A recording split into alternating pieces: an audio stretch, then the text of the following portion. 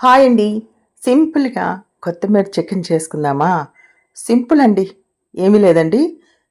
పచ్చిమిర్చి, ఉల్లిపాయలు, చికెను, నూనె, అల్లం వెల్లుల్లి పేస్టు, ధనియాల పౌడరు, ఉప్పు, కారం, పసుపు, కరివేపాకు, నూనె వేసి పొయ్యి మీద పెట్టేసి బాగా వేగనివ్వండి.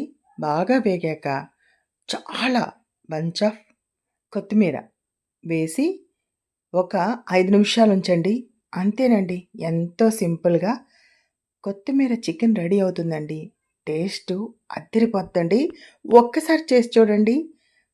మీరే అంటారు చాలా బాగుందని. చూసారా? నూనంతా ఓడ్చేటట్టు పైకి వేపండి. కొత్తిమీర కూడా మెల్ట్ అయిపోతుంది. చూసారా? ఎంత బాగా వస్తుందో నూనె పైకి. ఇప్పుడు దించేసి తినడమేనండి. పిల్లలు, పెద్దలు చాలా ఇష్టంగా తింటారు. బిర్యానీ వైబ్ ఛానల్‌ని సబ్స్క్రైబ్ చేసుకోండి.